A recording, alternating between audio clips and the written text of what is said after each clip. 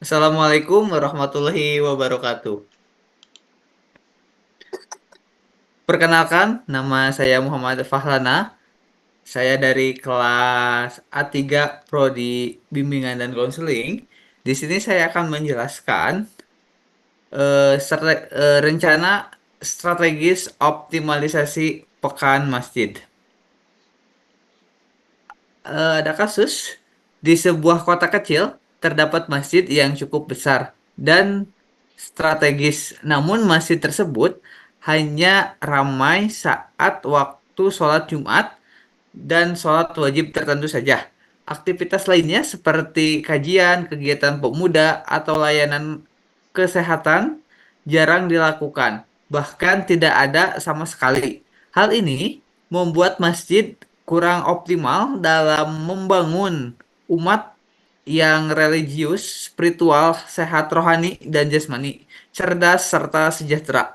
Di sisi lain, banyak pemuda di sekitar masjid yang menghabiskan waktu di warkop. Di sebagian masyarakat keras aktif beribadah di masjid dan terdapat kebutuhan akan program kesehatan dan pendidikan yang belum terpenuhi. Di sini ada identifikasi masalah utama di lingkungan masjid terbagi menjadi 4. Yang pertama ada masjid kurang optimal. Hanya ramai saat sholat Jumat dan sholat wajib tertentu. Yang kedua, minim kegiatan produktif seperti tidak ada program kajian, kegiatan pemuda, ataupun layanan kesehatan. Yang ketiga, kurangnya peran pemuda, yaitu pemuda lebih banyak menghabiskan waktu di warung kopi dibandingkan dengan di masjid. Yang terakhir, ada kebutuhan masyarakat, kurangnya program kesehatan, pendidikan, dan ekonomi. Yang selanjutnya, ada rencana strategis.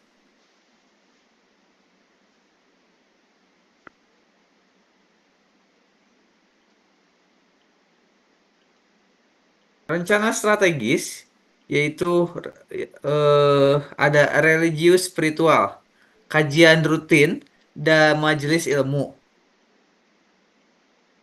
Mengadakan kajian tematik setiap minggu, khususnya di waktu setelah sholat maghrib atau subuh dengan tema seperti tafsir, Al-Quran, hadis, dan fikih sehari-hari. Eh, yang selanjutnya ada target meningkatkan kesadaran spiritual jamaah khususnya kalangan muda. Yang terakhir ada manfaat membiasakan jamaah mendatangi masjid. Yang selanjutnya ada menambah pemahaman agama yang mendalam. Yang selanjutnya ada sehat rohani dan jasmani. Layanan sehat gratis dan olahraga bersama. Yang pertama ada mengadakan cek kesehatan gratis bekerja sama dengan tenaga medis setempat setiap bulan. Yang kedua ada program olahraga bersama seperti senam sehat, bulu tangkis atau futsal di lapangan sekitar masjid. Targetnya untuk mendorong jamaah menjaga kesehatan jasmani dan keseimbangan rohaninya. Manfaatnya yaitu untuk menjaga kesehatan fisik jamaah, membangun kebersamaan dan kekompakan antar warga. Yang selanjutnya ada cerdas emosional, intelektual, dan spiritual.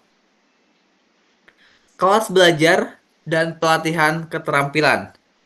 Satu, mengadakan kelas pendidikan seperti membaca Al-Quran, kursus bahasa Arab atau bahasa Inggris, atau pelatihan keterampilan menjahit, desain grafis, dan lain-lain. Yang selanjutnya ada fokus pada generasi muda dan masyarakat yang ingin menambah keterampilan. Targetnya membantu masyarakat menjadi lebih cerdas secara intelektual, emosional, dan spiritual. Manfaatnya untuk menyiapkan generasi muda yang berkompeten, membuka peluang kerja dan usaha baru bagi jemaah. Sejahtera untuk program ekonomi kreatif dan pasar Jumat. Membuat ekonomi kreatif dan pasar Jumat. Yang pertama, membuat program ekonomi kreatif berbasis masjid meliputi usaha kuliner, koperasi masjid, atau bazar penduduk jamaah.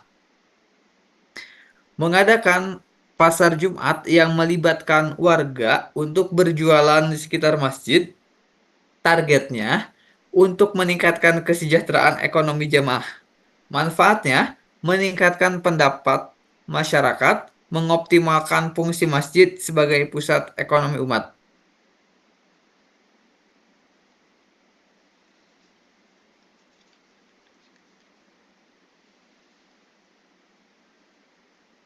Yang selanjutnya ada dampak positif program.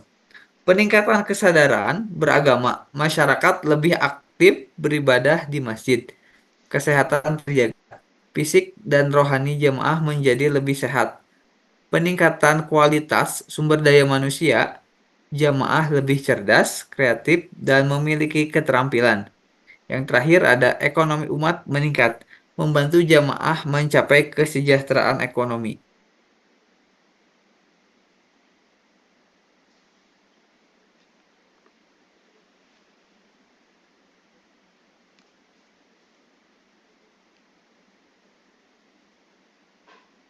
Oke. Sebentar, share screen.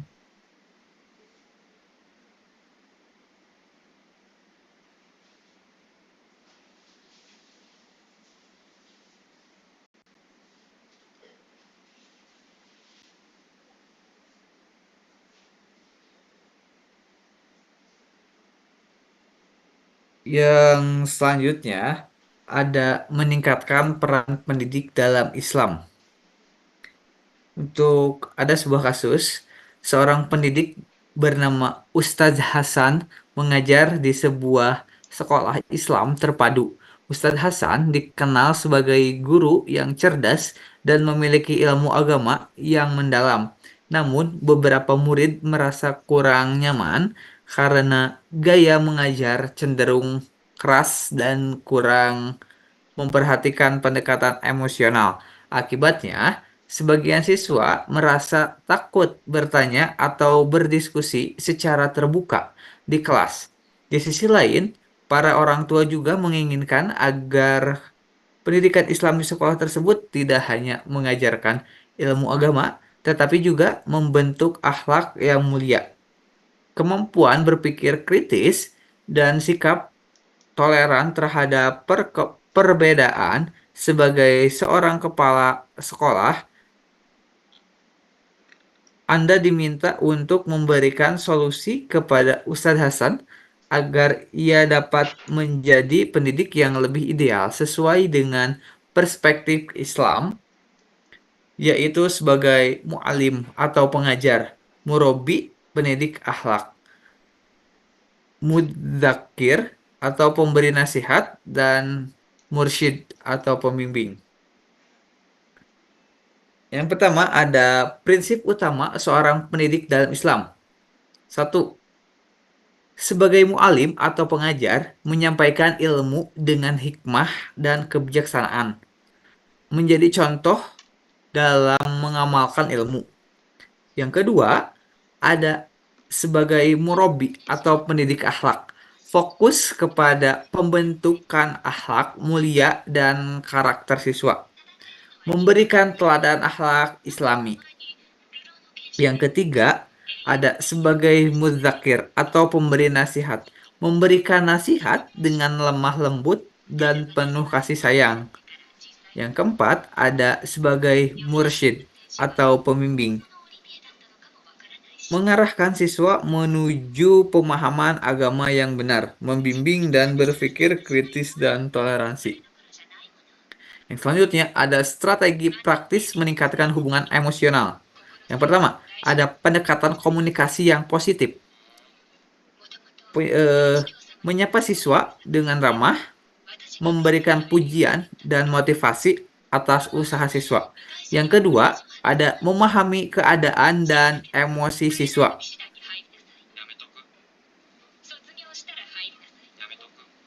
yaitu meluangkan waktu untuk mendengarkan masalah siswa. Yang selanjutnya menunjukkan empati dan perhatian terhadap kondisi emosional.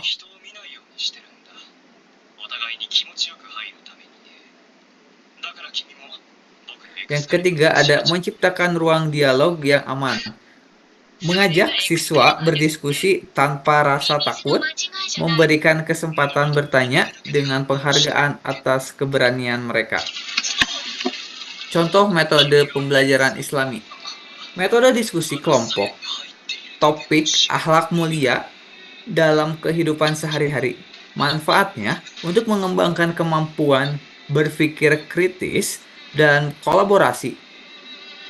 Yang selanjutnya ada metode storytelling atau bercerita. Cerita mengenai kisah Nabi Muhammad SAW dalam mendidik sahabat. Manfaatnya memberikan contoh nyata tentang akhlak Islami dan kasih sayang. Kegiatan refleksi dan muhasabah. Contohnya seperti setiap sholat Jumat, siswa diajak merefleksikan perilaku selama seminggu dan membuat rencana perbaikan akhlak. Yang selanjutnya ada suasana kelas kondusif dan menyenangkan. Yang pertama, ada lingkungan yang islami. Dekorasikanlah dengan kaligrafi, ayat motivasi, dan doa. Yang kedua, ada papan tulis khusus untuk quotes akhlak setiap minggunya. Yang selanjutnya ada aktivitas interaktif. Permainan eduktif Islam atau kuis akhlak, role play, kisah teladan. Yang terakhir ada pendekatan ramah dan demokratis. Memberi aspirasi kecil kepada siswa yang berani bertanya atau berpendapat. Yang selanjutnya ada apa yang Anda pahami tentang Islam yang rahmatan lil alamin, ekonomi syariah, pernikahan dalam Islam. Islam yang rahmatan lil alamin. Islam sebagai agama yang membawa rahmat bagi seluruh alam, termasuk manusia, hewan, tumbuhan, dan seluruh makhluk hidup, sesuai dengan Al-Quran. Quran surat Al-Anbiya ayat 107 yang berbunyi, Bismillahirrahmanirrahim, wa ma arsalnaka illa rahmatan lil alamin. Yang artinya, kami tidak mengutus engkau Nabi Muhammad kecuali sebagai rahmat bagi seluruh alam. Yang selanjutnya ada ekonomi syariah. Ekonomi syariah adalah sistem ekonomi yang berdasarkan pada prinsip-prinsip Islam yang bersumber dari Al-Quran dan hadis. Ekonomi ini bertujuan untuk mencapai kesejahteraan masyarakat secara adil dan berkelanjutan dengan mengutamakan nilai-nilai moral, keadilan, dan keseimbangan. Dalam praktiknya, ekonomi syariah melarang riba atau bunga, gharar atau ketidakpastian, dan maisir atau perjudian, serta mendorong transaksi yang halal, transparan, dan saling menguntungkan. Yang terakhir, ada pernikahan dalam Islam. Pernikahan dalam Islam adalah ikatan suci antara orang laki-laki dan perempuan untuk membangun keluarga berdasarkan prinsip kasih sayang, tanggung jawab, dan ketawakalan kepada Allah. Pernikahan dilakukan melalui akad nikah yang sah sesuai dengan syariat Islam yang mengatur hak dan kewajiban kedua belah pihak. Terima kasih. Cukup sekian. Terima kasih. Mohon maaf bila ada kesalahan. Wassalamualaikum warahmatullahi wabarakatuh.